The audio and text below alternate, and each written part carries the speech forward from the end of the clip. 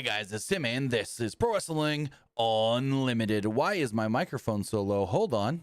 For some reason, it's showing my mic is super low. Let's go into my sound settings and fix this really fast. We got Luke here with us as well. Nobody's on that side. Luke, what's going on as I try to fix this audio issue so I'm not super low? I'm doing good. It's been a while since I've been back. I've been busy with work. I mean, I'm almost done with the internship.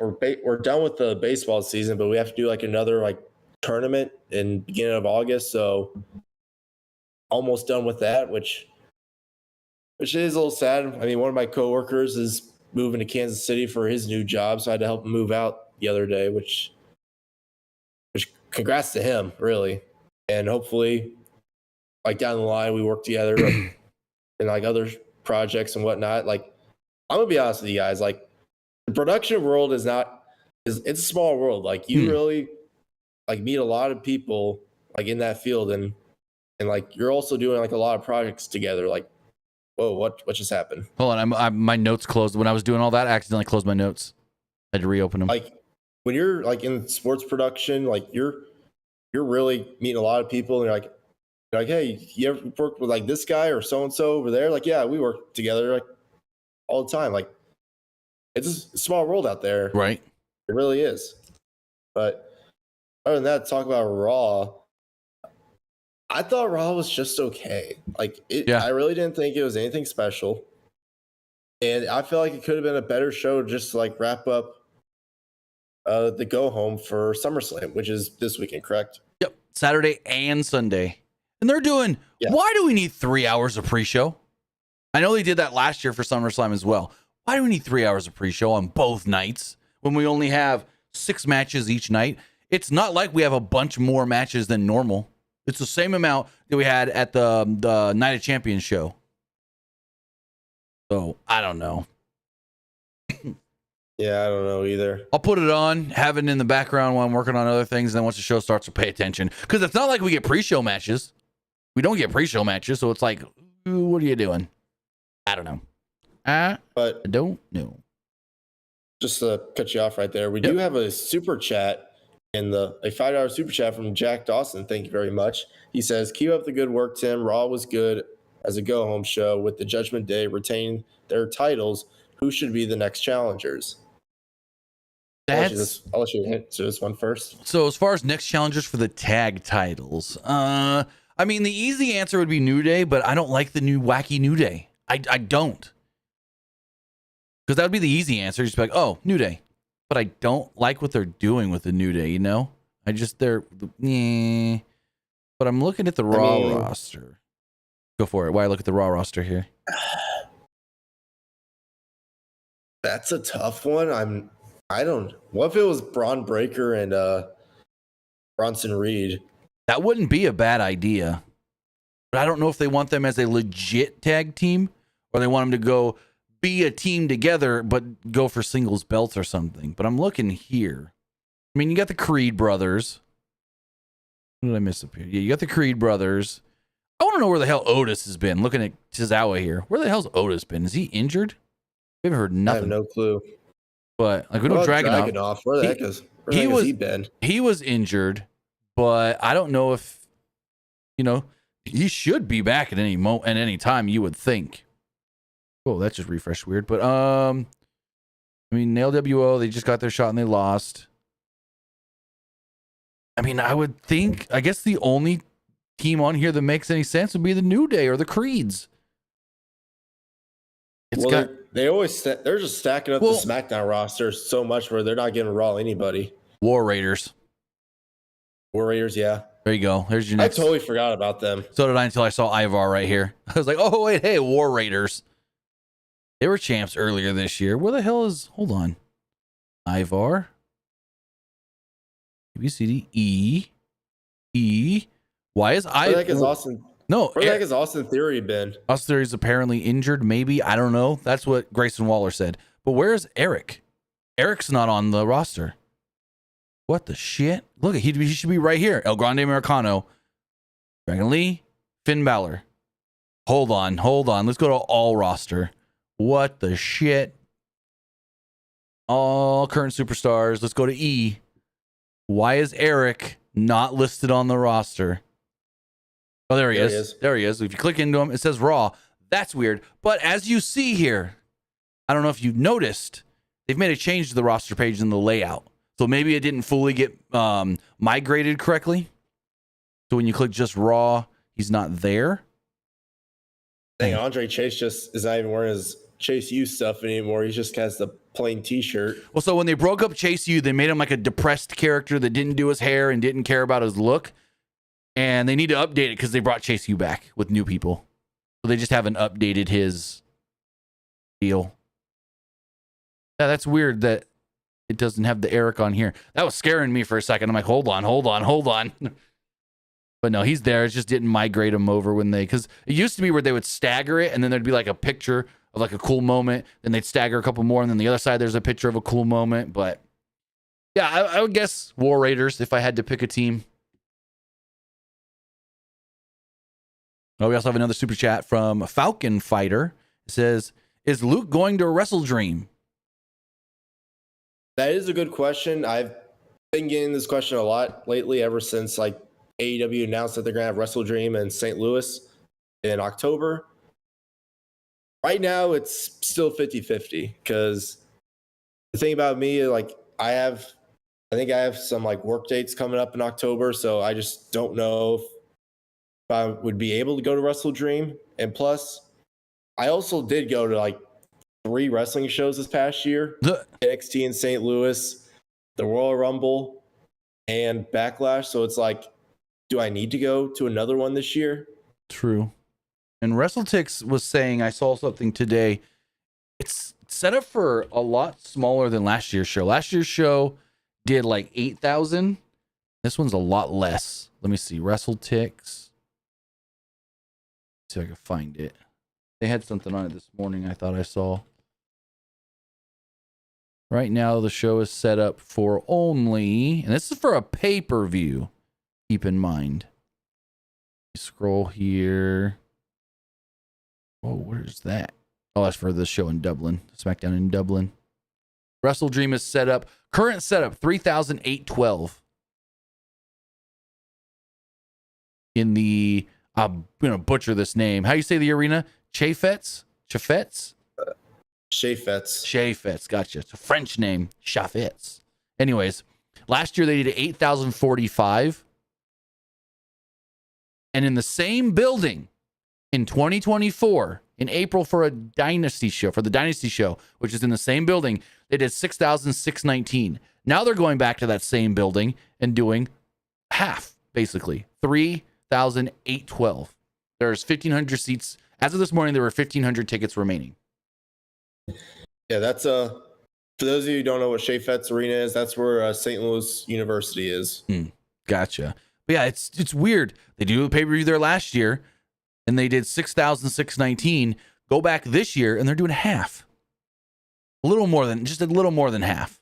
Like, come on. Really? I don't know.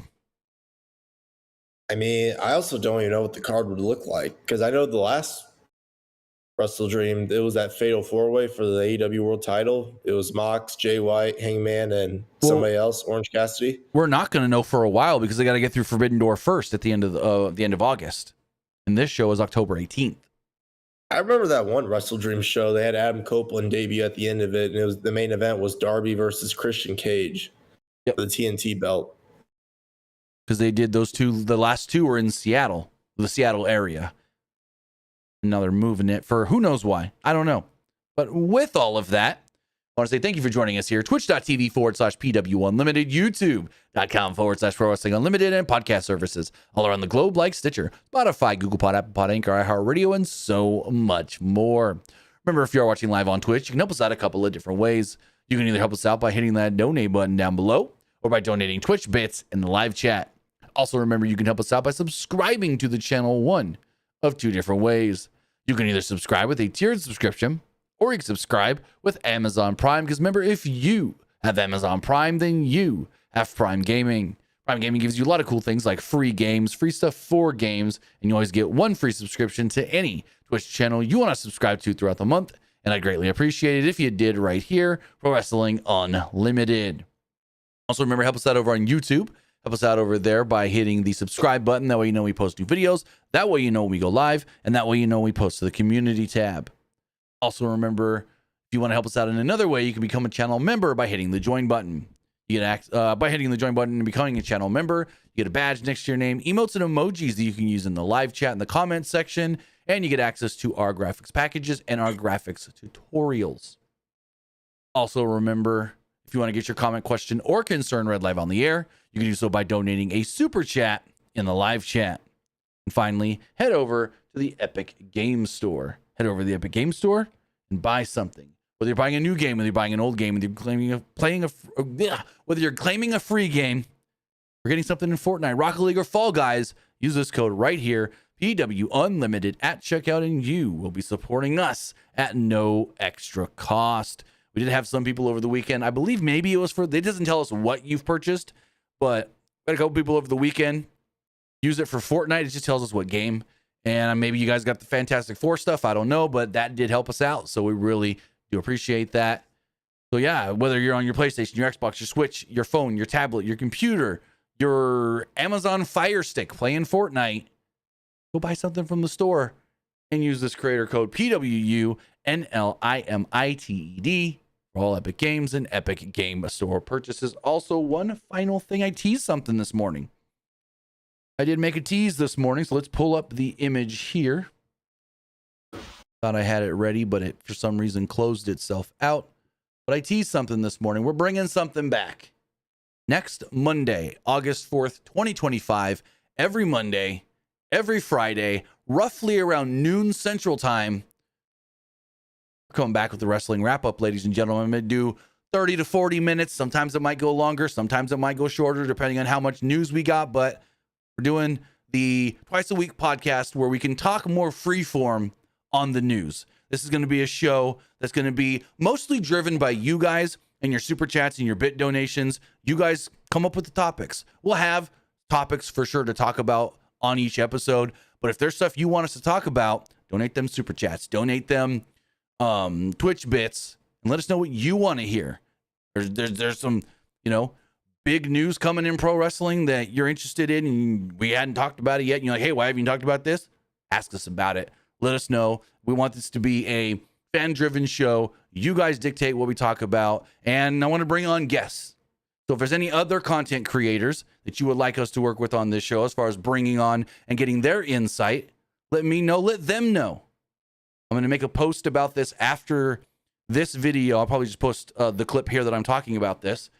And if there's any other streamers, any other wrestling content creators that you want on with me, tag them in the video, whether that's on Instagram, whether that's on Threads, Blue Sky, or Twitter, X.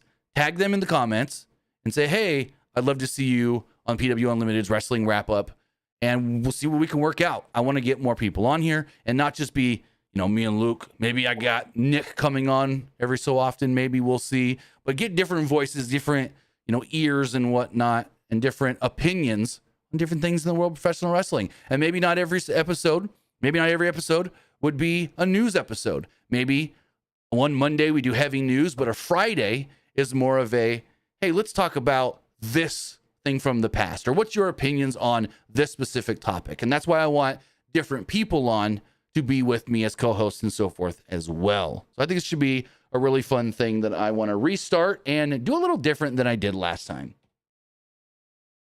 So could you imagine if it was me, you, and Nick doing a wrap-up? That'd be fun. I hope he's doing all right. Him and Baby Huey. I haven't really heard much about Baby Huey. Baby Huey gets really busy with the radio station. Nick's good. I talk to Nick almost every day. Just about. So with all of that, though,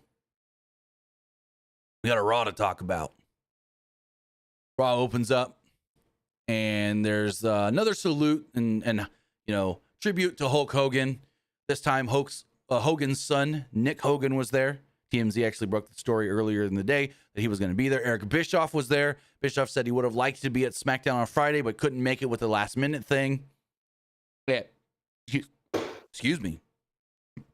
And so he did make it there today, because on Thursday, when he got the news of Hogan passing away, he was actually in Vegas filming things with the wrestlers for their Real American Wrestling promotion. So he was tied up with all of that. But we had them there. And then people online, stupid people, tried to make something out of, oh, why is CM Punk out there? CM Punk spent a decade bashing Hogan. He wouldn't be out. He's paying his respects. Regardless of what he has said about Hogan in the past, he's paying his respects. Unlike these people that all they want to do is bash him, at least you can respect what he did for the business.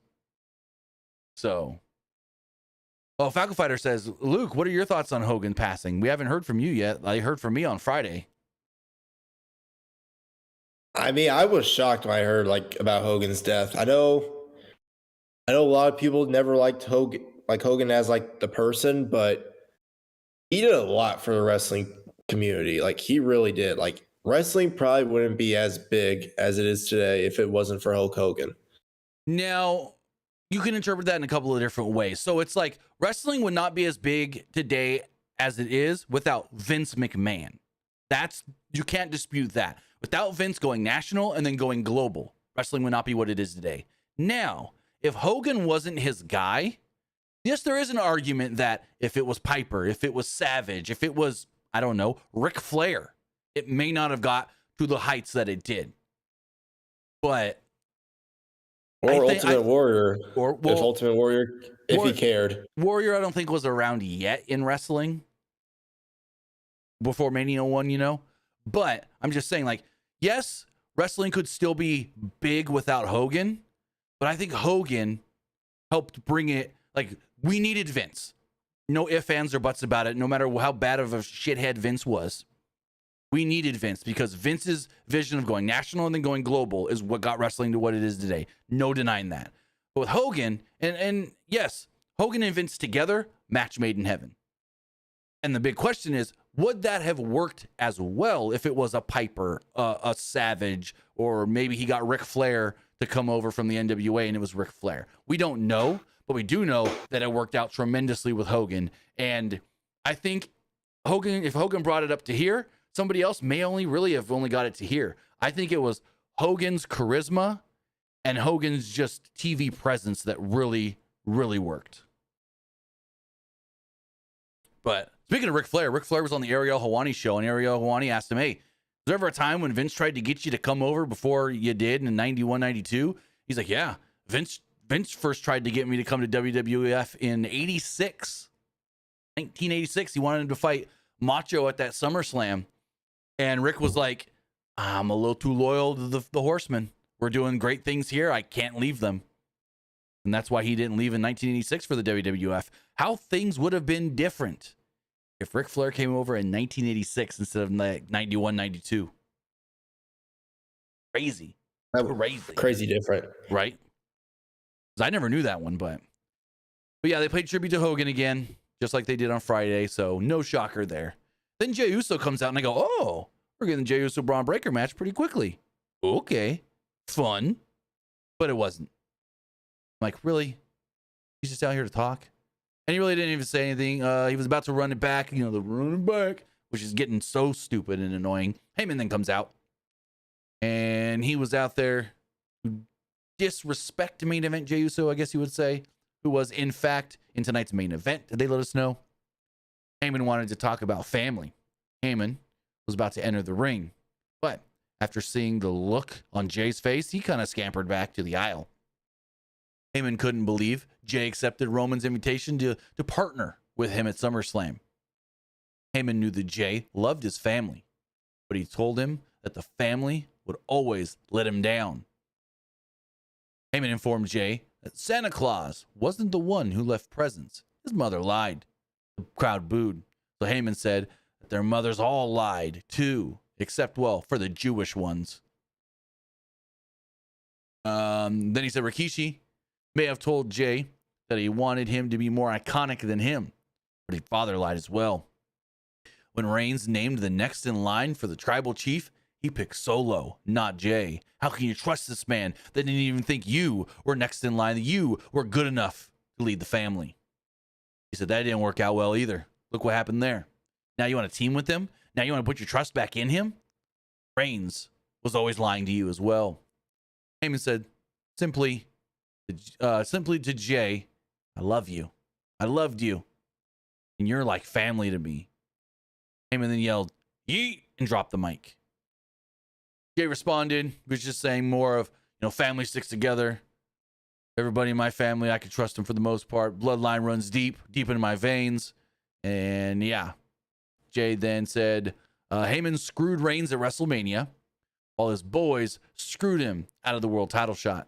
Whatever happened to them at SummerSlam, well, that's on Heyman's ass. And then he yeeted and ran it back and all that stuff. It wasn't bad. It was a little kind of meh, but it was all right. What'd you think?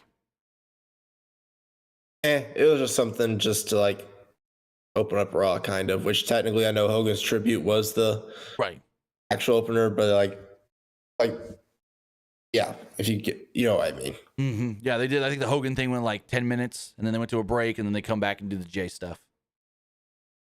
Falcon Fighter asked, did you guys see the Happy Gilmore movie yet? And if so, what are your thoughts on MJF and Becky's role in the movie? So I said on Friday on the SmackDown review that I didn't like it. Luke, we were talking before this. Sounds like you maybe liked it a little more than me. It wasn't bad. Like, I understood the story. It was just without spoiling it, they like, how am I supposed to say this without? The second half is tremendously worse than the first. That's what I'll say without spoiling anything. The first half of the movie, I'll say it's good. I say that. Yeah, like when we all know the storyline. Like if you've seen the trailers, the storyline is that he hasn't golfed in a while and he's got to get back into golf. So that first time he goes back and tries to golf, I thought was all right and entertaining-ish. But then really from there, it just got dumb and, fell off for me. We'll say he asked about Becky and MJF. MJF was great in the limited role that he had. Because, like, they played it up. People that were talking about this, like MJF had a bigger role. He played one of 4 boys. And they all, to be completely honest, just kind of stepped over each other. And we're all a lot of times talking at the same time. And so it's like the times where MJF was like, got his little solo spot where he got to say something here and there was fine. He kind of played up the New York accent a little more than I think he should have since he already has one. But I thought he was really good. And everything that we've heard from people that worked on that movie have nothing but great things to say about him. Becky, she played the role they wanted her to play. A very over-the-top pro wrestler style character that wasn't a pro wrestler, but was that style of character. She was fine. Like, she played the role well in what I felt like she was supposed to do. What'd you think about those two? I thought MJF did fine.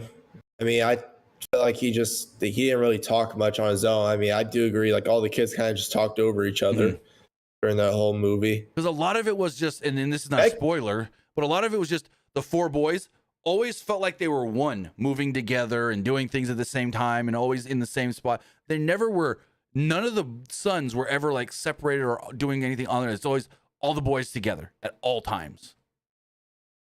I feel like Becky only had like one line in the movie. There was a couple of lines through that scene. She actually technically had her own scene. If you think about it, like there was a scene centered around her character per se. Think about it. It wasn't long, but. What about Bad Bunny's role in that movie? I thought it was fine. I thought he was funny at times, like entertaining. Again, I didn't laugh at anything, but I mean, he was better than I expected. I'd never seen, I take that back. I saw Bad Bunny in Bullet Train, where I was like, oh, he's okay. But in this one, I thought the character was a little forced, but he played it well. And there was Travis Kelce's. That was just dumb. That Travis Kelce's role was just dumb. He was only there to set up Bad Bunny's rest of the movie. Yeah. I'm trying to think who else. Ooh, that's a good question Chase has, which I should look up now. I haven't looked it up yet. He said, what time does Unreal come out on Netflix? Might be midnight Pacific time. Because when Happy Gilmore came out last Friday, it was midnight Pacific time. So let me see. WWE Unreal. Do we have a release time? I don't know if we do, but usually Netflix does whatever day they say something comes out. It's usually midnight Pacific time. Let's see. Yahoo Decider has something here. Oh, okay. Yes. So it's midnight Pacific time because it's 3 a.m. Eastern. So tonight, 3 Eastern. No, that's not midnight. Would it be midnight? Yeah. 3 Eastern, 2 Central. Well, I'm not watching this till the morning because I'm not staying up that late. 3 Eastern, 2 Central, midnight Pacific. According to Decider. And it says all 5 episodes will drop. Maybe I will stay up and watch them all. I don't know. But we will have coverage of it. I will do some sort of a recap. Maybe I do all at once. Maybe I do them separately. It just depends on how I feel about it once I watch it all. But you guys will get content about WWE Unreal. Whether that is just for me, maybe Luke watches it and wants to jump on and say some things about it as well. We'll figure it all out. Are you going to watch? Possibly. I mean, the cool thing is it's on a streaming service. It's on Netflix. So it's not like, oh, I got to tune into TNT at, 6 o'clock on Saturday and make sure I don't miss it. I also really want to rewatch the Vince McMahon documentary. I've watched it twice. I know, because I watched it. I do want to go. I do want to go back and watch the Hogan stuff from that documentary. Yeah, because I watched it once on my own when it came out. And that was again the same time, so that makes sense. Now I'm thinking about it. I stayed up late and I was up to 4 a.m. watching that. Anyways, so I didn't even. So what I did was I watched most of it, and then the last 2 episodes, I went to bed and I woke up in the morning and then watched. Anyways, also, do we know how long each episode is? That's another thing I didn't look at. Probably 40 or 50 minutes. Probably. So with the McMahon show, I did watch it twice because I watched it once myself, and then my son wanted to watch it because he was interested in it. So I watched it again with him. But yeah, this one we will talk about it, cover it, and I don't know if I'm going to do just one blanket review or do each episode and then have those maybe throughout the rest of the week we'll have 1 episode per or something. We'll see. We'll figure it out. I'll watch them all and then see how I want to do it based off of how the show actually flows and goes. Because we know, I can pull this up really fast. We do have what each episode is about. I know we're getting off topic, but there wasn't a lot to talk about on Raw. So let me pull this up really fast because I do have this about what each episode is about. I think I have the thing saved. Yeah, so episode 1 focuses on the Raw Netflix debut, and there is a huge spotlight on CM Punk, Cody Rhodes, and Rhea Ripley. Episode 2 focuses on the Men's Royal Rumble, including the Men's Rumble match. Well, the Royal Rumble pay-per-view, including the Men's Rumble match, Cody Rhodes and Kevin Owens, their match, and then a big spotlight on Jey Uso winning the Rumble. Episode 3 is our female-specific episode. Episode 3 heavily features the female talent, including Chelsea Green winning the U.S. title, Charlotte Flair returning at the Rumble, and also the Women's Rumble in Chamber. And then it says there's also a portion of this episode dedicated to Bianca Belair.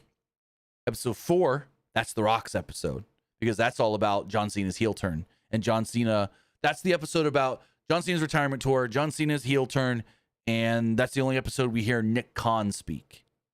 And then episode 5, the final episode, is all about WrestleMania 41, where they wrap it all up. And then I don't know if they're doing another season, but I did hear recently that Netflix cameras have been filming behind the scenes stuff at WWE shows. I don't know for what, but Netflix specific people have been backstage filming things. Whether that's for a second season or something else, we'll have to wait and see. So we'll see tomorrow. I don't know if I'll be up or not. If I'm up at 2 a.m., I'll at least watch the first episode tonight and then maybe tweet something out about it. I don't know. We'll see. Maybe do an Instagram reel, 2-minute Instagram reel, YouTube short. Just say, hey, episode 1 was good or bad, yes or no. Should I continue watching? Maybe I'll do something like that and then do a full review. But yeah. Did they post a sneak peek of Cena's heel? So WWE, on Netflix actually, WWE retweeted it, put a video on Twitter of Triple H narrating a breakdown of how the John Cena heel turn came together and who was involved in this, that, and so forth, and the timeline. And it was weird. The little weird little video that they posted. Let's clip from the show. Back to Raw though. So a 6-person tag, the mixed 6-person tag did actually take place on the show, which was interesting. Yesterday, WWE announced 6 things for Raw. And then we find out through the Little Caesars Arena website, hey, there's a mixed tag team match also advertised for the show. But we didn't know if that was actually on the broadcast or for the live crowd only, because sometimes the arenas will put so-and-so against so-and-so in action, and then that's the dark match. And because Adam Pearce didn't announce it with everything else yesterday, that's why I put out the tweet of, hey, is this match on the show or is it a dark match? What do you guys think? And then now people today coming to me going, oh, you lied. You said it was just a dark match. No, I didn't. You can't read, stupid sons of bitches. You can't read. I said, is it a dark match or is it for the show? I felt maybe more dark match. I was wrong on that, thinking more dark match, just for the fact of they didn't announce it ahead of time with everything else. Otherwise, and I would have said, oh, it's on the show because it's announced. But anyways, it was AJ Styles teaming with the Kabuki Warriors against Dominic Mysterio, Raquel Rodriguez, and Roxanne Perez. The match was just fine. Really nothing special here. Early on, there were dueling chants for AJ and Dom. Kairi Sane speared Perez at one point, but she couldn't make the tag because Raquel Rodriguez yanked Asuka off the apron. Sane couldn't tag Styles either because Dom blatantly entered the ring and decked Styles all in front of the ref. And I'm like, what? Come on, referee. Styles finally did get the hot tag, which means Dom had to come in, and he ran wild on Dominic Mysterio to the delight of the crowd. Styles set up a phenomenal forearm, but Perez stepped in and got in front of Dom to stop AJ's move. Asuka and Sane then assisted in taking out Perez. Styles assisted Sane in hitting a big dive to wipe out Raquel. Styles then finished off Dom with a phenomenal forearm and picked up the victory. So, AJ getting the win here. Does that mean Dom retaining at SummerSlam? What do you think of the match? And you think this means Dom is winning at SummerSlam? I mean, the match was all right. Nothing really special. But I do think Dom's going to retain at SummerSlam. I feel like it might be a little bit too early to take the belt off Dom. But, I mean, they're just now doing the whole everyone Judgment Day as gold. So I'd say they'll probably keep that a little longer. Did you see the Dom AAA stuff from over the weekend? I saw they made his debut in AAA or a return or something. Did you hear the pop when he took the mask off? Yeah, it was a big pop. Holy shit. That man, put the AAA Mega Championship on him, please. Put that Mega title on Dom. Also, the fucking crowd at AAA loved El Grande Americano. They loved him. Now, WWE also did shows in Mexico this weekend, live events, and they hated him on those shows. But the crowd at the AAA show, I don't know where they were. Maybe they were in Arena Coliseo, I think it was. But wherever that crowd was, they loved him. And he cut a full promo in Spanish. I didn't know Kaiser could speak Spanish. They probably gave him a script and he memorized it. I mean, that's very possible, but... Bangs with a good question. He says, doesn't an AJ win get him Grand Slam champ? I think it does. Let me double check on that. No, he already won the IC title before. Oh, yeah, you're right. Duh. I can picture He's already Grand Slam champ. It was during COVID, right? Yeah, he won the belt in a tournament because Sami Zayn had to relinquish it. I just remember a segment during COVID when they're in the PC and like he's standing there and like the belt is sitting on the little like podium thing and like he's being interviewed by Renee Paquette or Renee Young at the time. I remember that. So yeah, I think AJ already is a Grand Slam champion. I'm checking really fast though. Let's double check. I can't remember why Sami relinquished it. I know it was during COVID, but I don't know the reason. I can tell you here in a second. So let's see. WWE Intercontinental US Tag. He was the 32nd Triple Crown champion in WWE and the 15th Grand Slam champion. Under the current format, 22nd overall. So under the current... Sami... Oh, I'll tell you right now. Hold on. Sorry, go for it. When did he win the IC title again? Let's see. It was like 2020. Let's see right here. Sami. Because I know Sami beat like Braun Strowman for it, and defended it at Mania against Daniel Bryan and beat Daniel Bryan.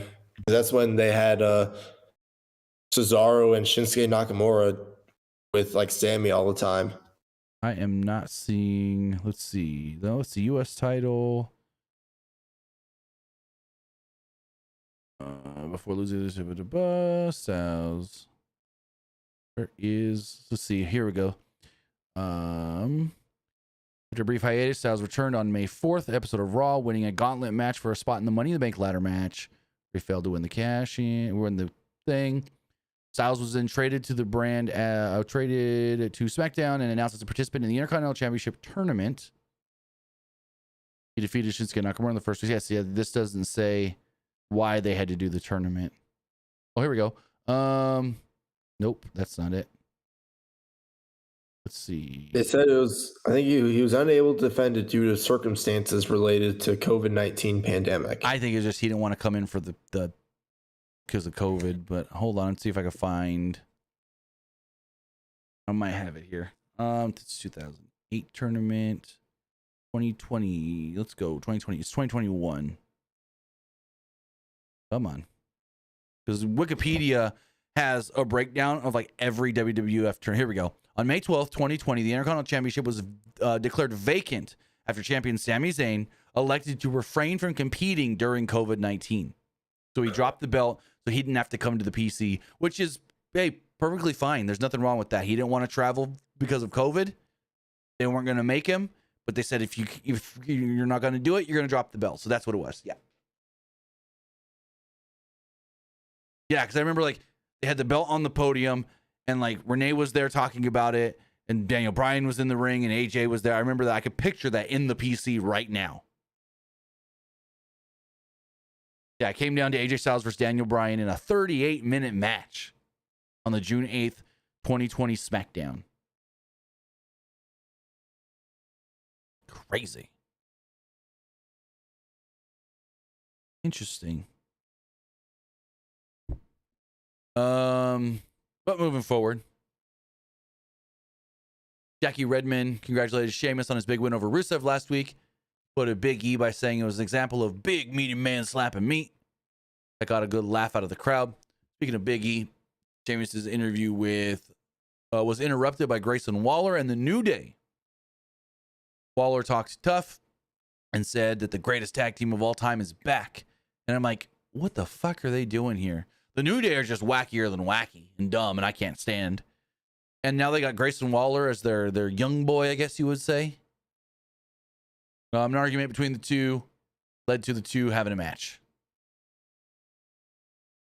They also show. I don't understand the whole New Day stuff. Are they just supposed to be like they're like mourners and they're like depressed they lost the tag belt, so they're trying to get them back? Yep, they are mourning. So they can be they're mourning the loss of their title reign.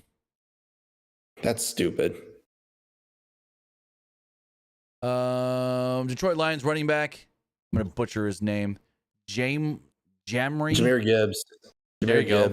And UFC fighter Jamal Hill. We're in the crowd. So Sheamus versus Waller. There wasn't really much of any of this. It went 4 minutes. Sheamus had it won and set up for a brogue kick, but then put a stop upon seeing Rusev hit the apron. Sheamus knocked him down, but Waller caught him with a schoolboy. 1-2.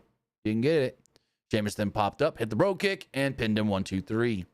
So Sheamus defeats Grayson Waller, only to be attacked by Rusev afterwards. Rusev attacked Sheamus with a shillelagh and applied the accolade as fans were chanting, "We want Lana. We want Lana." Rusev then held on the submission for a while until he finally let go. What they announced next week? Rusev versus Sheamus in Brooklyn, I think is what they said. Probably. Let me double check on that. I know I wrote it down. I think he said something to like Rusev said something and he called like it a name. Hold on, let me see if I got it here. Rusev. I don't think I have it. I didn't write it down. No, I didn't write it down. But I remember Rusev got interviewed and then said something about like he called Brooklyn the armpit or something like that. And they announced it for next week. But yeah, I'm pretty sure they're doing it next week. Moving forward, If I scroll back up into my notes here. Boo. So Jackie Redmond interviewed Naomi about her upcoming title defense against Rhea Ripley and Io Sky. Naomi said that she could bring the brutality just like Rhea, and she could fly just like Io. Everyone in the division is passive-aggressive. She was just aggressive. Tonight's tag match was a cautionary tale of what's to come. She said, did her goofy evil laugh and walked off. They then aired some words on Hulk Hogan from Logan Paul, AJ Styles, Jim Duggan, Jimmy Hart, Natalya, Jey Uso, The Miz, and Cody Rhodes. Rhodes said Hogan was the first, quote, superstar of the wrestling business, and that the wrestling business no longer has its Babe Ruth. That's what Cody said. Cody said, we have lost our Babe Ruth. And I've seen a lot of people compare Hogan to Babe Ruth as far as like the first person to really make their sport go big time. Babe Ruth was the first big superstar of baseball, and many people say Hogan was the first big superstar of professional wrestling. Michael Cole announced that net proceeds from... You agree to that? Yeah, 100%. Tell me who was bigger on a national level before Hogan. Like, there were people famous in wrestling, but in their region, in their areas. Like Bruno. Bruno was huge in the Northeast, in New York and Pittsburgh. But how many wrestling fans that were, say, in California, San Francisco, watching Shire Wrestling knew of Bruno? You know what I mean? Right. It's like we had people very, very popular and famous in their territories. But before Vince went national and put Hogan out front, there wasn't that, I don't feel like, and maybe it's because I didn't grow up in that time, so I don't know myself. But from everything that I have like watched documentaries and read books and things and that about the wrestling business, everything that I've seen is, yeah, there wasn't anybody as like the face of pro wrestling before Hogan. Hogan became the face of pro wrestling in the 1980s. Michael Cole announced that the net proceeds for Hogan's merchandise, the new Legacy line, will all be donated to his family. Also, LJNs are back, and there was a brand new Hogan LJN. There's also going to be a Logan Paul. There's going to be a Dusty Rhodes, and I think there's one more. But so last week, when they announced these at Comic-Con, the Dusty ones sold out immediately, and they're only sold through Target. The Dusty ones sold out immediately as soon as they put the link up. The Hogan one here tonight sold out immediately as well. I think within 10 minutes of WWE announcing the figure, it was sold out within, I think, 10 minutes is what they somebody wrote. So, very cool. Odd that they, out of anybody that they can do with like the first line of these new LJNs, pick Logan Paul of all people. Because I think I think the other one was John Cena. It was John Cena, Dusty, and Logan. That's what it was. John Cena, Dusty, and Logan. The Dusty and John Cena sold out instantly as soon as the links went up. And the Logan, I saw it Saturday and still was available. Let me see. WELJ. I know, yeah, the Hogan one sold out. Yes. Let's see. Yeah, pre-orders have sold out for the Hogan. Logan Paul, Dusty. Let's see. I have a link to just all of them. I think I've found a link to just all of them.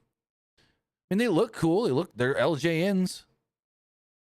But let's see. Yeah, pre-order sold out on the Cena. The Logan sold out too. Pre-order sold out on the Dusty. Pre-order sold out on the Logan. So they're all sold out. You can't get any of them. Pre-orders sold out. They will ship on October 30th. Interesting. I guess these people are going to think, I wonder how much people think these are going to be, like how big of collectibles these are going to be for them to sell out that fast, you know? I wonder if the collectors are thinking, oh, first run of actual LJNs back, we need them because they're going to be worth something in the future. I don't know. The value could always go down, though. True. But I mean, usually the first run of things, because it's the first line, are the ones that are worth the most, typically in kind of like collecting. Now, once they start making more, and there's a second run, and a third line, and a fourth line, then those ones I think the values may not be as much, but we'll see. We'll see. But it's cool that they got the actual LJNs. Also, if you want other figures that look like LJNs, go check out Majors and their big rubber guys. Those are really cool. I have a friend that bought a couple of them. They're really good quality. I think he got one of the Macho ones, and he got two of them. I can't remember what the other one was. I know he had a Macho. Oh, it might have been the Andre. They're really good quality. That's the Matt Cardona and I want to say Kurt Hawkins, but I know that's wrong. What's his real name? Brian Myers, you mean? Brian Myers, yeah. It's their toy line. But moving forward, isn't like Matt Cardona like really strict on like how you like sign figures and autographs? Oh, very much so. Like, I can't remember what it is, but there's something like paint pen or some sort of specific pen. And there was a video or something of Chelsea saying, "Oh, I can't sign that with that." And then he retweeted. It was like, I've never been more proud of my wife. She knew, oh, I can't sign that figure with that pen. It's not the right kind of pen or something like that. He's like, I've never been more proud of my wife. Let's ban this person in the chat. There we go.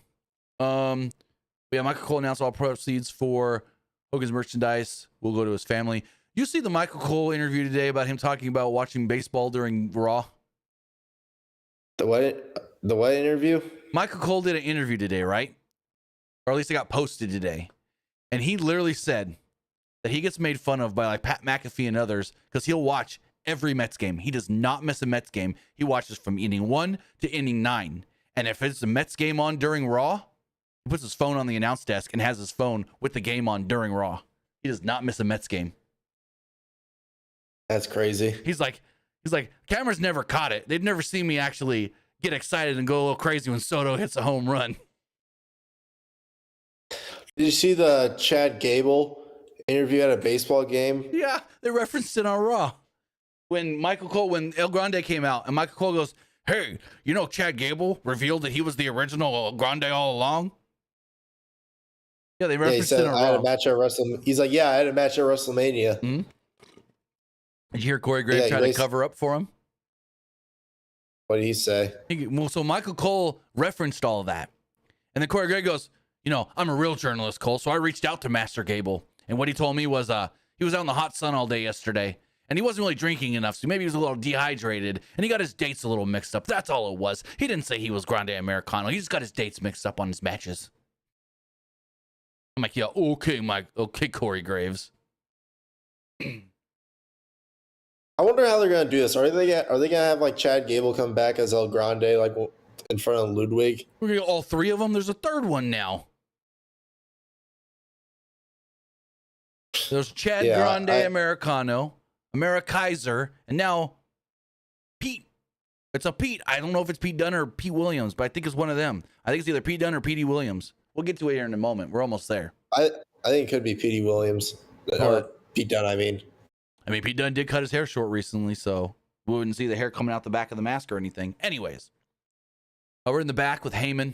He told Bronson Reed that Jey Uso thinks that they're just a group without a leader.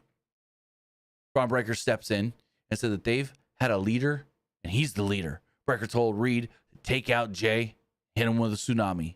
Then they could take control of the WWE tonight. Reed said he was on board. After Reed then left, Breaker told Heyman, got a plan. Valkyria then comes to the ring. This is okay. Valkyria entered. She did a little twirl to show off her shoes, which she called Becky Stompers. And holy fuck, did she fucking kick Becky right in the side of the head when she did that drop kick to the outside. Did you see that? Becky's holding her head. She legit kicked Becky in the fucking side of the head. I thought it was funny. She was doing like a little TikTok dance or something, like showing off the Becky Stompers. And she fucking stomped Becky. Anyways, she basically said that next week, she said in 2 weeks I'll be here with the title, and corrects herself, goes, no, wait, next week, in 1 week, I'll be here with the Women's Intercontinental Championship. She acknowledged that maybe she would fail, but wouldn't be standing there at all because Lynch would be beat down to the ground. Karrion knew that Lynch didn't like to play by the rules, which is the reason for the match in the first place and why she's going to win the title. She doesn't have to follow any rules. Valkyria was happy to play in Lynch's world. Valkyria was not playing into Lynch's hand because she knows exactly what Becky is capable of, but she's willing to do the same thing. Becky's music hits, and Valkyria turned her attention to the stage, but nobody was there. Valkyria quickly realized that Becky was on the other side of the ring. Valkyria ran and hit like a baseball slide drop kick thing between the top and middle ropes, and it looked like she legit kicked Becky right in the frickin' side of the head, right here. Becky bounces down, hits the announce table. She's holding her head like, holy fuck. And then the two kind of fight for a second. Becky had a kendo stick. Valkyria fought her off, and Becky bailed.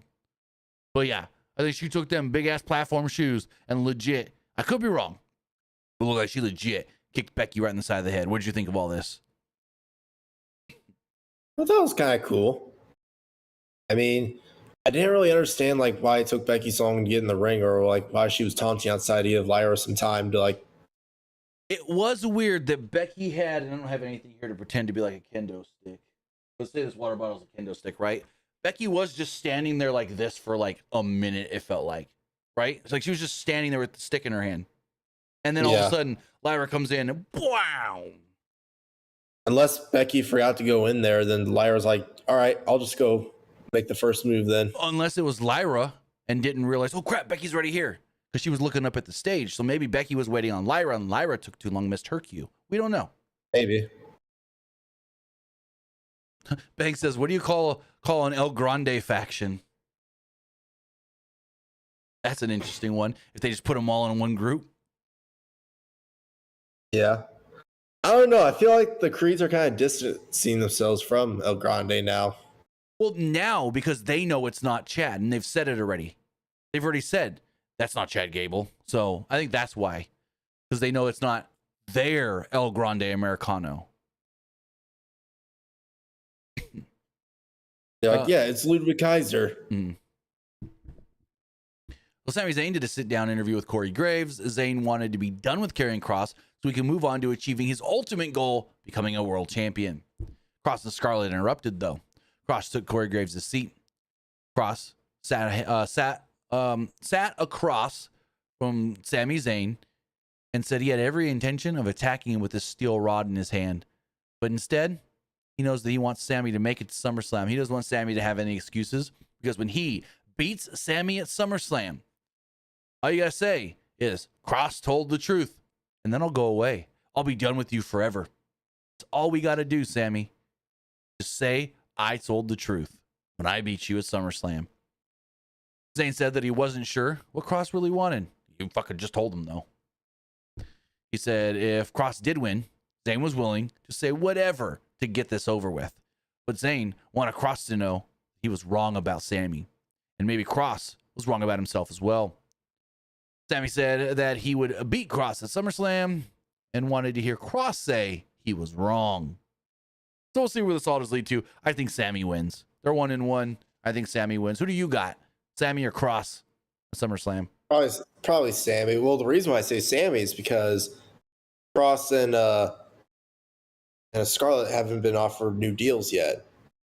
Right, but I think the fact that less than a month ago they came out with new merch signals that they're probably staying. Here's the other thing. Karrion Kross likes to keep a lot of things like close and personal. So even if he has been, he probably would tell people I haven't until they can announce. That's what I would think. He's the type of guy that would, you know, not per se lie to a friend or to somebody, but be like, oh, yeah, there's nothing to do. Very secretive. More like, oh, nothing to say now. Nothing really about it at the moment until maybe something does get signed and it's official. So whether he has or not, we'll see. And that's a night one match. Jackie Redmond interviewed a downtrodden, upset Bayley. She said that she lost her chance at the IC title and the tag titles. Did not wrestle at WrestleMania. And now she's not wrestling at SummerSlam. She was at a loss for words, and then she left. They also asked Corey Graves, hey, you've followed Bayley's whole career here in WWE. Have you ever seen her this dejected, this down on herself? And he's like, no, I really haven't. So I don't know if this is all in line with like a Bayley heel turn and she's going to go in like a depression and then spin out of control. Maybe that's just me fantasy booking. That'd kind of be a cool one. It'd be different for Bayley. A heel turn after going crazy. I mean, hasn't she done that before? No, I think the before was more, she just got more aggressive and was sick of people thinking because of the hugger gimmick that she wasn't a threat. You know what I mean? She was too fun loving and no one took her serious. This might just be, probably, yeah. she's, and I would love to see how she portrays this. Spirals into a depression that just makes her go crazy. Granted, don't do it too close to like Alexa with Wyatt kind of deal, but Michael Cole then told us tonight's show was a sellout, 14,703. Then we had our 8-woman tag. You know, at this point, I wrote it down. It had been 30 minutes since our last match, the Sheamus match. 30 minutes of this show. No wrestling. And you know what's the fucking craziest thing? What? Because this match wasn't even that great. It was just, they let everyone do some stuff. It was Naomi, Chelsea Green, Piper Niven, Alba Fire against Rhea Ripley, Io Sky, Stephanie Vaquer, and Nikki Bella. So Nikki Bella was in control earlier against Alba Fire. Fire made a blind tag and hit her with a super kick. This then led to a break, and Nikki made the hot tag to Sky moments after we returned from the break. Io Sky was in control for a little while, and she got distracted from Naomi. The heels then took over. Niven and Green then took turns beating down Sky. Vaquer finally got tagged in. She got the hot tag and laid out everybody. All four got thrown against turnbuckles. Vaquer then handed out running knee strikes to everybody except Naomi. Naomi managed to block it, but Vaquer caught her with the dragon screw. The crowd went crazy as Vaquer hit Green with a devil's kiss. Nikki then gave Fire a Bella Buster. She then stared down Naomi, who was about to enter the ring, and then Naomi had enough of it, so she grabbed her belt and began to leave. Sky intercepted her and chucked her back into the ring, where Nikki and Sky laid out Naomi. Nikki and Sky then did Sky's pose, and then Niven laid out Nikki and Sky with a double clothesline, and Sky's pose too. They got a big pop. Coming down to the finish of the match, where Ripley gave Niven a riptide. Green slapped Ripley, so Ripley got in her face until Green backed into Vaquer. Vaquer hit the SVB and pinned her to pick up the victory. So, I mean, it was a 15-minute match, 14 and a half, 15 minutes, but it was just okay. Just okay. So, any thoughts? It was just okay. It gave Stephanie Vaquer a lot of momentum, though. Well, she's supposed to get the big push. I think in Paris, she's beating probably Naomi for the belt. You know what's crazy? I remember when her and Julia first came in, people WWE thought Julia was probably going to be the much bigger star, but I think it's Stephanie. Because there's a reason for that, though. Julia was more known. Because of her stuff in New Japan, Julia was more known. Her Stardom and New Japan stuff. Stephanie was only working CMLL in Mexico, and I think maybe did a little bit of New Japan and then the one TNA match or an AEW match. So the thought process was Stephanie's the bigger star, or Julia's the bigger star. She's been doing this longer. She's more well known.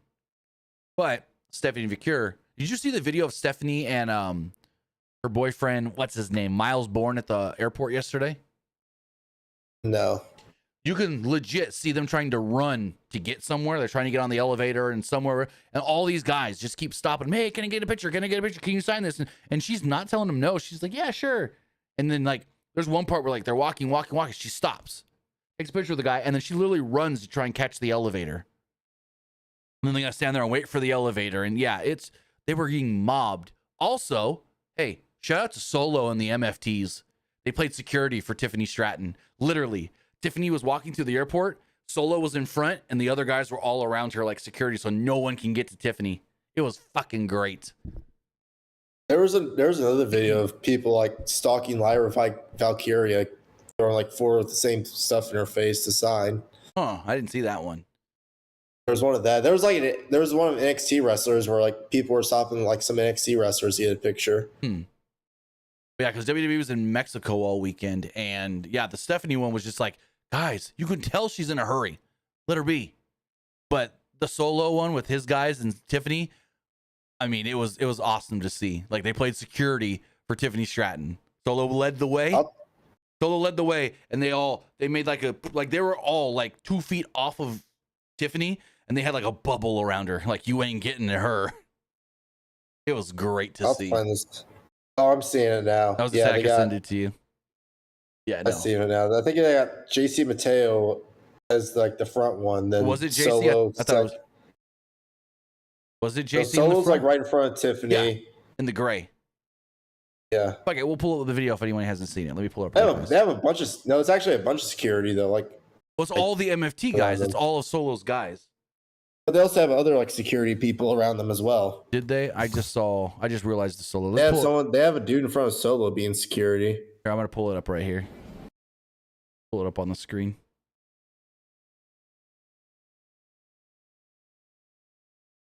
Full screen it. So this is the video we're talking about. If you guys haven't seen it, I'll pull the Stephanie one up afterwards. But it's Tiffy time. Actually, let me mute that because I can't have that audio play. You see Solo here. Tonga Loa is over there on the far side. They're trying to get pictures with her, but it's like, no. They're keeping a perimeter around her. Then I don't know who this guy is, but he looks like he's working security for them as well, maybe. There's a guy in black up here walking in front ahead of them. Yeah, so there is another security guy there. But, yeah, no. Great to see. Watch, I'll pull up the Stephanie one really fast. Yeah, I'm watching the Stephanie one right now. Like, you could see her and Miles are in a hurry. Let's see. Oh yeah, did you see like Stephanie's Celtic workout video with Sheamus? Mm-mm. Because okay, so whenever like Sheamus does these Celtic workout videos with somebody, like the one question he'll always ask is, "What's your favorite cheat meal?" And she's like, "What's a cheat meal?" That's funny. Like she didn't know the definition of what a cheat meal was. Like Sheamus had to explain it to her, and then she said, "Oh, like Nutella cookies." Gotcha. So here's the Stephanie one. Her and Miles Bourne, NXT superstar, her boyfriend. You could see the way she's walking, like she's in a hurry. Stops. She stops, take another picture. Miles takes a picture. You can see like she's running. She's taking these, trying to get to this elevator, and they're just mobbing them. Like, come on, people.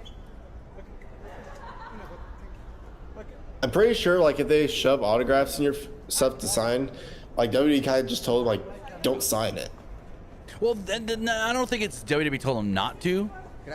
But like, I know there's a lot of wrestlers that, like, from an airport, I'm not going to sign something because I know what you want. I know, especially the people that show up with like 3 or 4 or 5 of the same thing. But yeah, no, Stephanie, she was super nice about everything, but you can tell she's in a hurry. So it's like, no, just leave them be. But I just can't get over the Tiffany one. They made a damn bubble around her and said, you ain't getting to her. Well, you see there's a video of Jeremy Allen White. Mm-hmm. He was like signing autographs. There was like a group of people around him. This person showed up with like 4 of the same picture. Mm-hmm. And like you can tell like he just like scribbled over those pictures to make it seem like it was an actual autograph. And someone like reacted to that video saying like, now heck no, that's not a real autograph. And then everybody in the comments like, well, yeah, there's a reason. They want to flip it to make money off of him.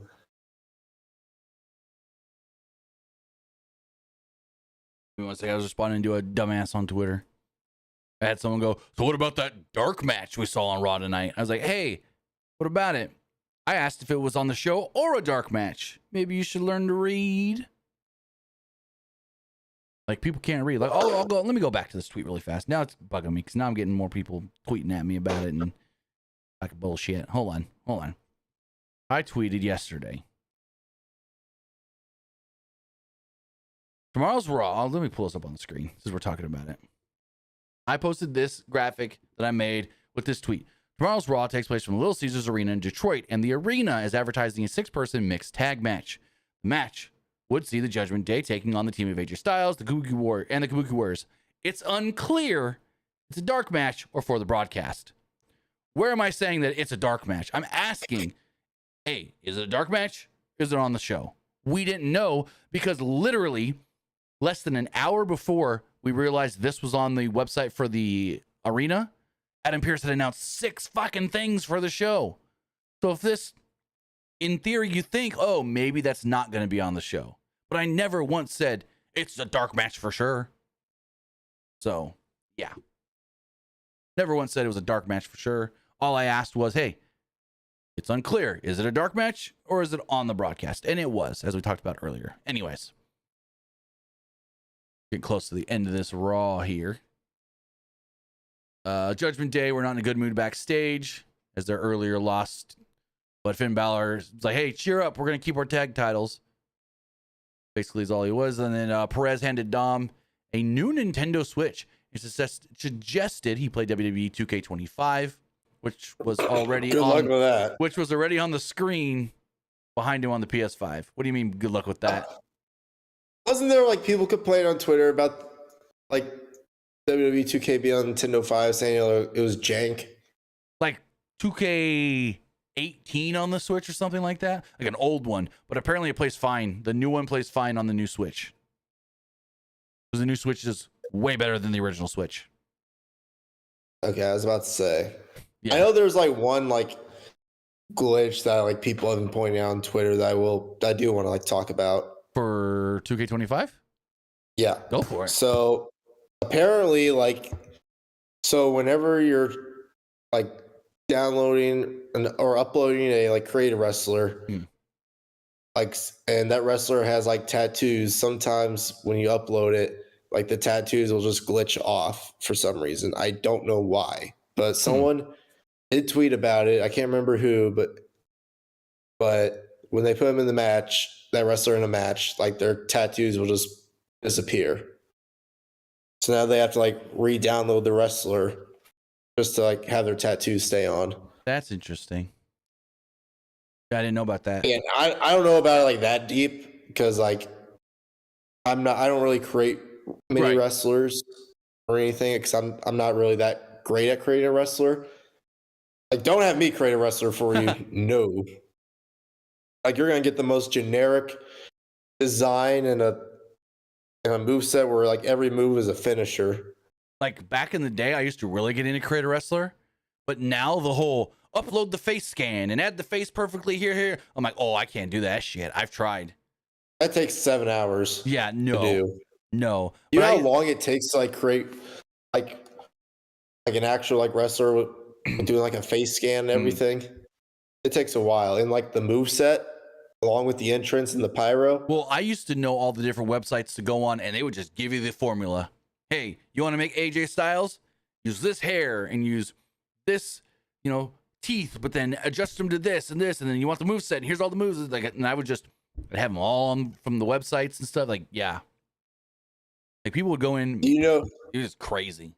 Have you seen on community creations like Okada designs, Kenny Omega? Yeah. Some of them look better than what we got in the actual game. Yeah. Crazy. The Penta one looks cool. I like Penta. Oh, the new Penta that they added? Yeah, the new Penta. Best. I think that's the best character in the entire fucking game. Aleister Black is just okay. Yeah, he's not the bad. The worst for me is Lola Vice. I feel like the Lola Vice character in the game looks nothing like Lola Vice in real life. I don't think I've ever seen her character. I'd have to look at it. I'd have to look it back up. But just look it up real quick and see what you think. All right, give me 2 seconds. Lola Vice. Nope, not Lola Ice. Vice. 2K25. Was she added in like DLC or something, or is she in the actual? No, she's an actual character. Okay. Let's see. First look at Lola Vice. What? She looks more Asian than Mexican. I know, that's what I'm saying. Was that Michin? Like, dang, they made her look a little more Asian than she should. Okay. I know that. Yeah, that's weird. But moving forward, where was I? Backstage, Sky told Ripley that she would, that she's never beaten her. She never will. Rhea responded with, "We'll see." Then we got the World Tag Team title match. It was a Judgment Day defending against the LWO. Really didn't get much of this. It went 10 minutes, but then had a shitty finish. And I thought these four were working well together. Very good. Wild hit a big dive early on before a commercial break, but Judgment Day took control during that break. Del Toro made a lukewarm tag and woke up the crowd by hitting McDonough with an impressive coast-to-coast missile dropkick that I thought killed McDonough. Like, that was nuts. Wild and Del Toro followed this up with suicide dives. Wild then hit Balor with a moonsault, and Del Toro followed this up with the Phoenix Splash, but McDonough broke up the pin. Then, El Grande, what do you call him? Amerikaiser? El Grande Amerikaiser? El Grande Amerikaiser. Put that on a t-shirt. Right. Put it on PW Shop. El Grande Amerikaiser came out, jumped up on the apron to cause a distraction, but Dragon Lee came down and brawled with him. Also, speaking of Kaisers, Americano, whatever you want to call them, Dragon Lee and Dom, they're all, I think I mentioned this earlier. Well, I said Dom was in it, but that I said Dom was going to go for the Mega Championship in AAA. These two are also in that match. It's a four-way. Vikingo defending against Dom, Dragon Lee, and El Grande Americano. Triple H said that show will be live and free on YouTube. So that should be fun. AAA show, big AAA show. You think they put that title on Dom? I think they should put the title on Dom. Make Dom the top star of AAA. And he like shows up on WWE television with both belts. I mean, the fucking Garzas are defending the AAA tag titles on SmackDown Friday. Who are they defending it against? They said open challenge, so we don't know. We don't know if... I think it could be somebody from AAA. I think it should be like Pagano and either Pagano and Mr. Iguana or Psycho Clown and Mr. Iguana. I think it should be Psycho Clown and Mr. Iguana because WWE is interested in both. Right. Well, they like Pagano too. They like Pagano. I've heard they like Pagano. And we know they like Octagon because he wrestled on Money in the Bank against Dom. What if it was Aerostar? I just haven't heard anything about him since the whole partnership merger buyout thing. He's one that I really haven't heard much about. That's why. Whatever happened to Drago? Whatever happened to him?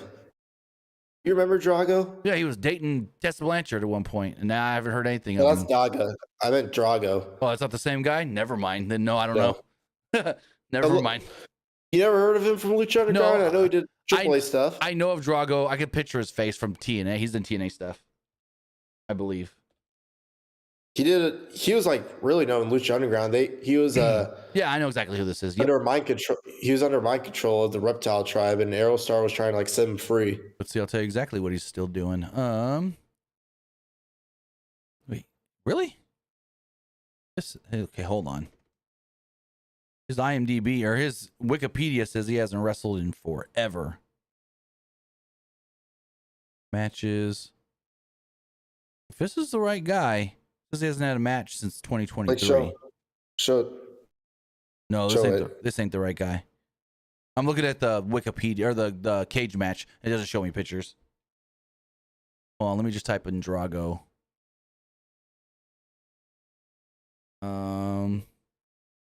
There's a bunch of Dragos. He's currently working under the ring name Dios del Inframundo. I think I might have found him. Nope, that's Dragon Lee. What the hell? I clicked the Drago and it came up with Dragon Lee. He's under a different name now. But I still should be able to get Dragon Lee once wrestled as Drago under the name Drago. Because when I click here, I found him.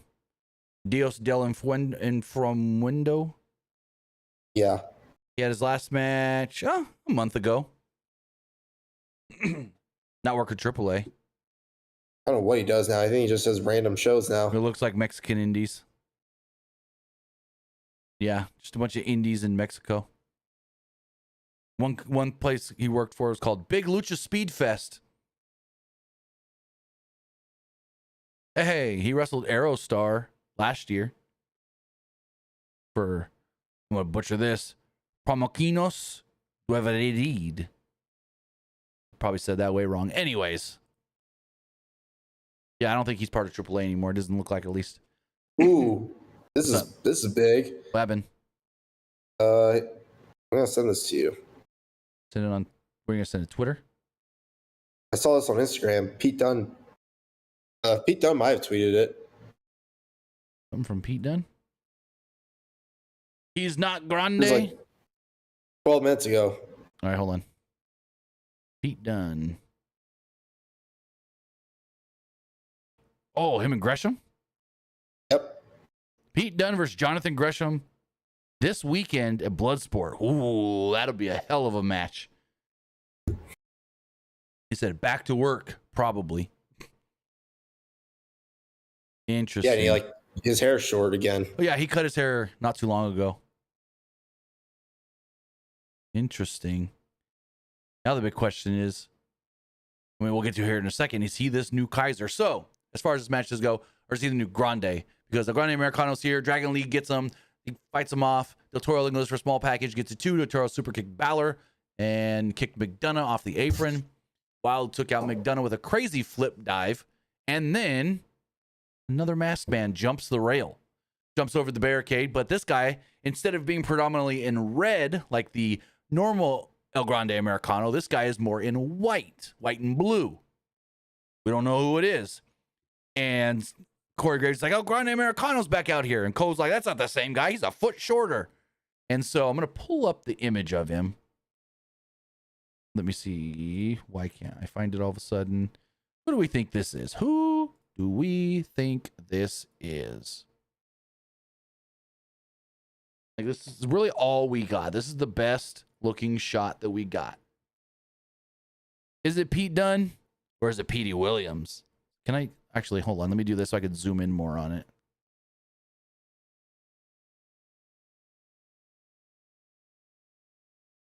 Is that Pete Dunne? I've seen some people say Pete Dunne. I've seen some say Petey Williams. I think Petey Williams, if you look at the stubble around the... Yeah, I think it's Petey Williams. If you look at the stubble, that's what's getting me right there is the stubble. That's Petey Williams, I think. I'm pretty sure. Ooh. There's the question. Is it Pete Dunne or Petey Williams?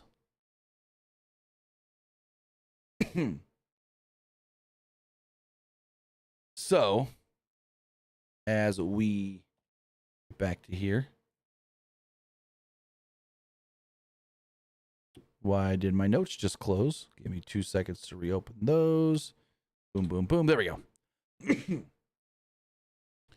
So this new El Grande comes out. Masked Man runs off back into the crowd. Balor hit Del Toro with a coup de grace and pinned him to retain the World Tag Team titles. So that's the big question. Who is it? Gunther then comes down to the ring to address his big matchup coming with CM Punk this weekend. Gunther called last week a clean victory for him because he went toe-to-toe with the microphone when suddenly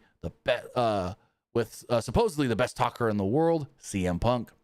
Gunther told him to his face what would happen at SummerSlam and then left the voice of the voiceless speechless. He made Punk understand that he does not deserve to call himself the best in the world and will never be a world champion again.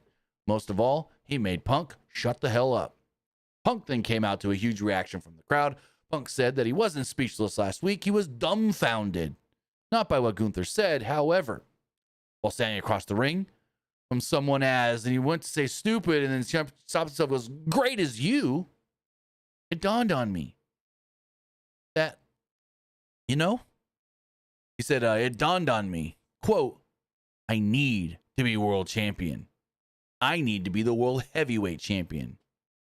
Punk then fired up and said that he needed this title, like he needed air in his lungs, like he needed a heart to pump blood through his veins. He needed to be champion, like the Red Wings of Detroit need a 12th Stanley Cup. He said, I don't smoke or drink, but I need to drink or smoke like a dad on a weekend that's tired of his kids. He needs to raise that title over his head and say thank you to the fans who chant his name, who have been chanting his name for the last 10 years. Punk said that he doesn't deserve to call himself the best in the world. He's earned that right. He's earned that right to be arrogant. Gunther was arrogant because, well, he took it. He didn't earn it. Punk left a pile of bodies behind him, including a Hall of Famer and a legend that Gunther could only dream of facing. Gunther tried to tell him to shut up, but Punk cut him off again. Punk responded, quote, there's levels to this, kid. Punk would teach him a lesson at SummerSlam. and that you are not on my level. Punk planned on leaving Saturday as the champion, which it is the main event of night one. He said at least Gunther would know what it's like to share the ring with one of, if not the best in the world, CM. And then the crowd yelled, Punk. A little promo here. I thought this was fine. I thought this hyped up the match. What did you think? I thought it was a good promo. CM Punk had new merch now. Yeah, he had that new shirt on. I like it. So they ran down the card. They ran down the card for SummerSlam. And I'm pretty sure they did officially announce, which everyone assumed based off of Saturday having 6 and Sunday having 5. TLC match is on Saturday. Or Sunday. So as far as the card goes, I'm going to run this down really fast because I want to talk about it with you for a second because we haven't had a chance to really talk about the SummerSlam card together. Saturday, night one, world titles, the main event. Then we got the women's triple threat, the women's tag title match, Roman Reigns, Jey Uso versus Braun and Braun, Jelly Roll. Now this is an interesting one. Jelly Roll, Orton, Logan Paul, and Drew McIntyre if he can get out of England. And then Sami Zayn and Karrion Kross. Now, I'm going to read a tweet here from TC of WrestleVotes about Drew McIntyre. I can search this up here. I wonder if they'll have a replacement if Drew actually can't make it. So according to TC, he tweeted out before Raw went on the air, quote, I spoke with a source who tells me, quote, wheels are in motion for an alternative plan in the event Drew McIntyre is unable to get to SmackDown this Friday in New Jersey. What that means for his tag team match against Jelly Roll and Randy Orton at SummerSlam is yet to be determined. Now, Miz actually posted a video saying, hey, if Logan Paul needs a partner, if Drew can't make it, I'll step in. I don't know if that was Miz just going into business for himself or if the company had him put that out there himself. So we'll see what goes of this, but there is a plan in place, wheels in motion, if Drew at least can't make SmackDown on Friday. But as far as night one, which of those matches are you looking the most forward to?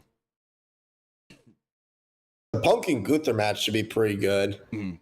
I also really looking forward to the women's triple threat. I think Naomi's going to retain. I think that triple threat is going to be a pretty good match. I do too. I'm also interested to see how well Jelly Roll does. Like, I think Gunther and Punk, that's the one I'm most excited for. I think that's going to be a great main event. But I'm very interested to see how well Jelly Roll does with all this hype of him training at the PC so much. And then I saw someone online today post a picture of Bad Bunny going, what we could have had if not for Jelly Roll. I'm like, hey, I'm thinking, I don't know if I've responded or not, but I was like, hey, how about we just wait and see? For all we know, Jelly Roll's going to kill it. As far as night two does go, Sunday, street fight for the WWE Championship, John Cena and Cody Rhodes. The women's WWE Championship on the line, Tiffany Stratton and Jade Cargill. The women's IC title match in a no DQ, no countout match. The IC title on the line, Dom defending against AJ. We have the US title on the line in a cage. It is Solo and Jacob. And then we have the TLC match for the WWE Tag Team Championships. It's the Wyatt 6, DIY, Street Profits, Fraxium, Andrade and Phoenix. And who's that 6 team? Fuck, I can't think of it. Fraxium? I said Fraxium. I said Motor Street City? Profits. Huh? Motor City? Yes, Motor City Machine Guns. That's the 6 team. I think the Wyatt 6 will probably retain. Please no. They suck. They fought Andrade and Phoenix on SmackDown, and that match was no good because of them. Phoenix and Andrade, hell of a team. Like, that's a great pairing. I know a lot of people keep criticizing them because, like, man, they really don't have anything for Phoenix or Andrade. True, but how many great tag teams have we seen come together of they had nothing for them? So there's one. Hell, fuck. DIY. No, I don't think the DIY were friends before. The Johnny and Ciampa have always been close. But New Day, that was the New Day. We had nothing for them, so we put these 3 guys together. Now they're considered one of the greatest tag teams in WWE history. The New Day were 3 guys doing Mount Rushmore of tag teams. Hey, according to Microsoft Copilot, they're one of the 4 greatest tag teams in WWE history. We asked the AI. Who do you think is? I think the AI got it. I asked the AI, who do you think is the Mount Rushmore of WWE tag teams? And they said the Hardys, the Dudleys, Edge and Christian, New Day. That's what the AI told me. And No Usos? Now, I made the post not going against what the AI said. I did exactly what the AI said, so that's why I posted it the way I did. I would maybe take Edge and Christian out for the Usos, because I just feel like Edge and Christian yes, great tag team, but had more success as singles. Like Edge's singles run outweighed what he did as a tag team with Christian. Like iconic together, but even Christian is like IC champion and stuff. Even that short world title reign that he had in the matches with Randy Orton, great, but yeah. Wait, how long was his world title reign? Was it just a day? Christian? No, he had the world title for a while. Because he won it because Edge retired.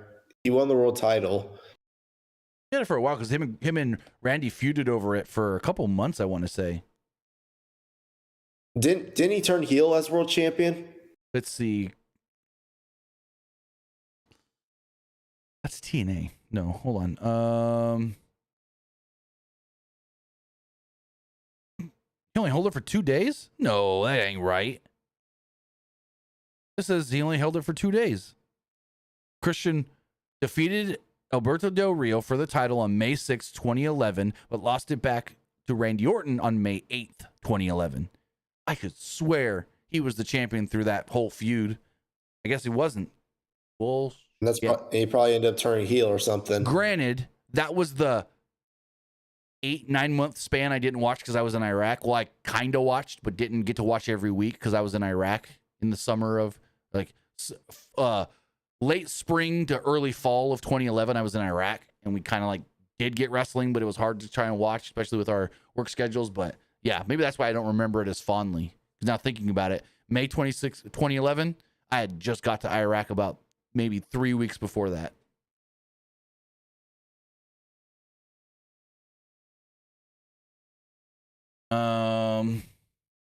Trey Lucio says Christian won it on May 1st. This says May 6th. Now, where did he win it? Was it on a SmackDown? It was Extreme Rules. Oh, was it? He won it in a ladder match. I remember that. Let's see, where was Extreme Rules then? Because this is from Google. Extreme Rules 2011. When was Extreme Rules 2011 then? Extreme Rules 2011 took place on, it was May 1st. Well, Google said, and that's the Google AI, said May 6th. So, blame Google. Let's go to his wiki and see what his wiki says really fast.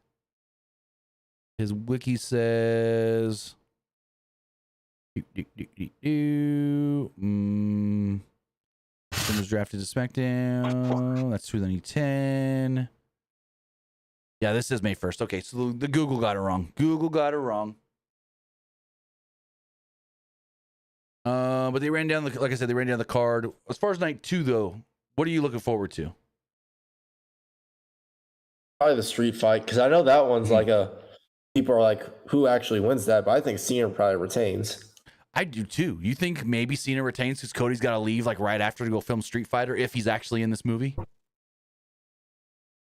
Not only that, but I think a great way to give the title back to Cody is that he has to beat Cena in War Games. Like the title on the line in War Games? No, he has to get another shot at Cena by beating him at War Games. Gotcha. That would make sense. And then he gets Cena's. But there's the thing. Is Cena a heel by the time we get to his final match in December, or has he already gone back babyface? I think he'll probably be a heel in that match to where it would further more intense. Is Cena actually going to erase the history of WWE, or is Cody going to save wrestling? Right.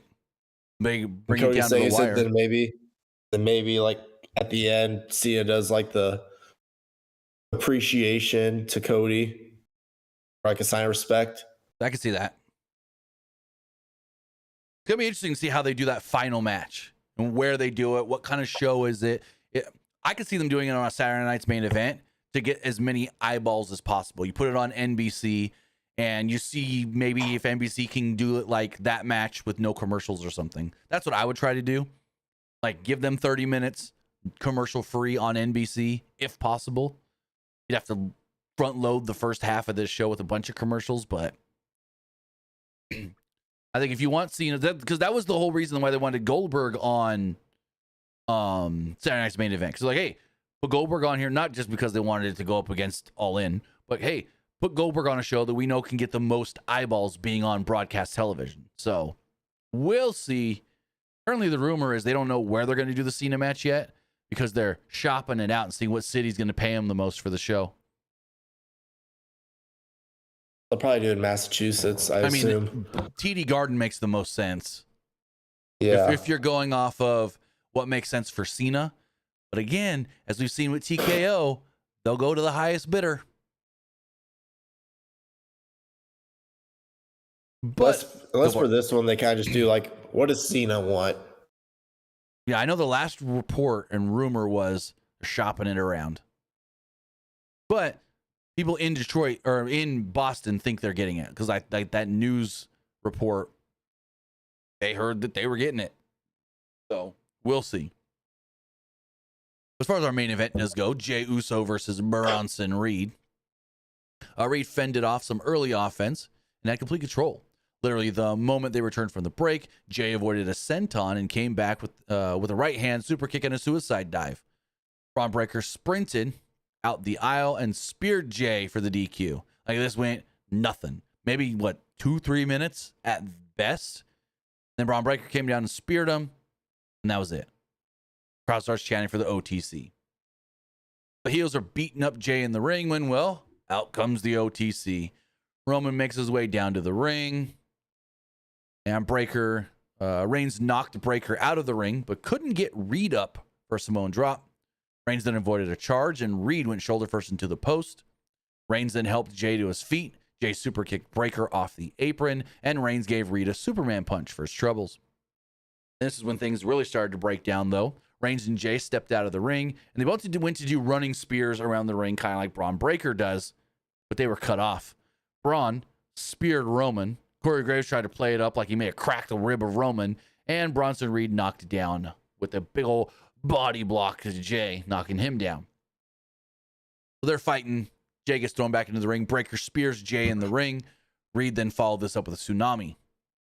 Breaker then noticed Reigns was trying to get to his feet, so he flew off the apron and clotheslined Reigns over the announce desk. Breaker tossed Reigns into the ring, and Reed hit him with a tsunami. Breaker then stood above a fallen Roman Reigns and told him everything around was his. You're mine. The cameraman's mine. These fat people around here, they bark for me. They're all mine. Actually, he said these fat asses, not these fat people. He said these fat asses in this arena, they bark for me. I love Braun Breaker. He's such a good heel and just like shit talker. He's really good at it. Dude, this guy's going to be a future top guy. If he's not main eventing one night of next year's Mania against Seth, it's the year following. Like if next year's Mania is not Seth versus Braun Breaker in some way, form in one of the main events, then the year after, like this guy will main event at one, if not multiple Manias.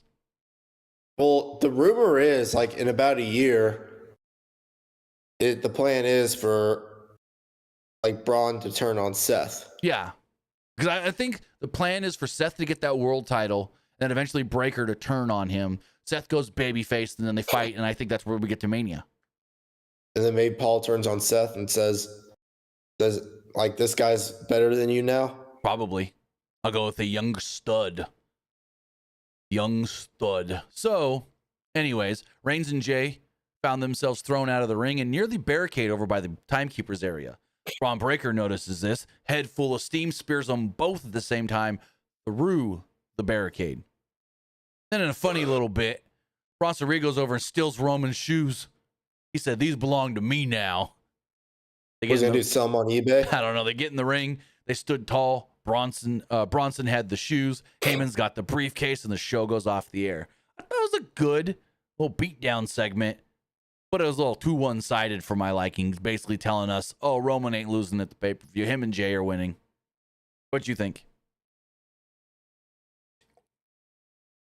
I don't know. I feel like part of me says Roman might lose just because he's going to be taking some time off again for the Street Fighter movie. Yeah, but Roman probably was going to just take time off regardless anyways.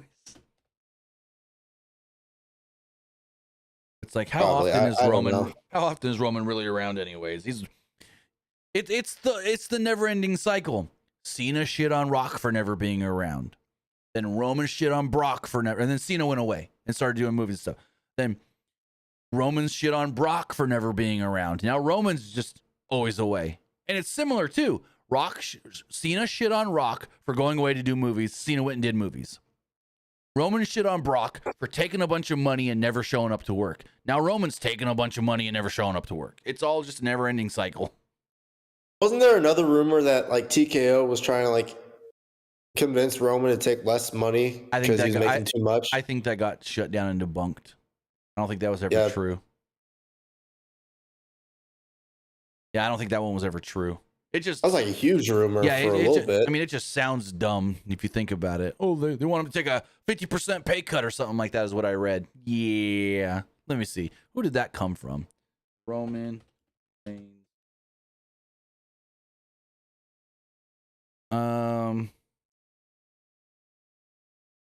Because was that? I don't think Roman's really like taking a bunch of money and just leaving. I think he's starting to do movies now, and I think he said once his contract is up in 2 years, right, he's going to film movies. Roman's been on this super reduced schedule for a while, even before he was doing movies. Like he doesn't even do meet and greets anymore, I don't think. Speaking of that, Joe Hendry's going to do the SummerSlam store meet and greet this weekend. WWE had him on the graphic as one of the people you can meet.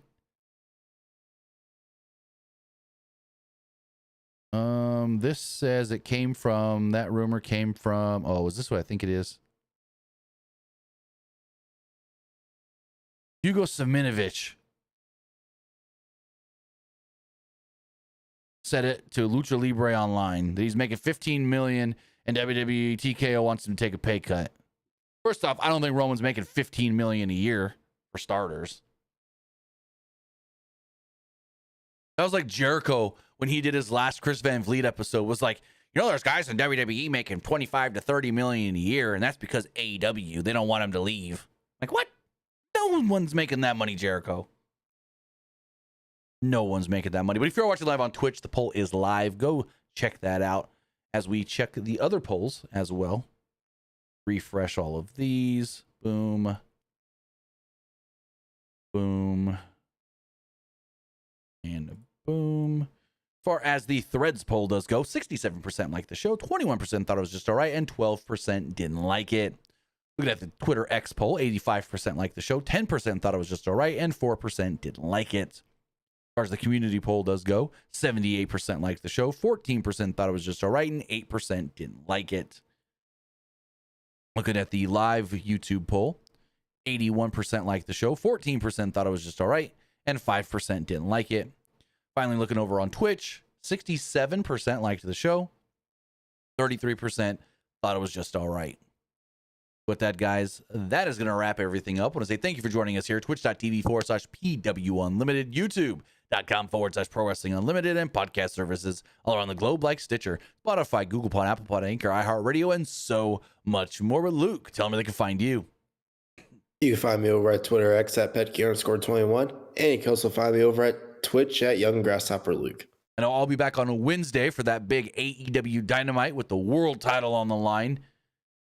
Don't even get me started on this one. Fucking Hangman versus Moxley in front of less than 1,200 people in Chicago. Wednesday, Dynamite.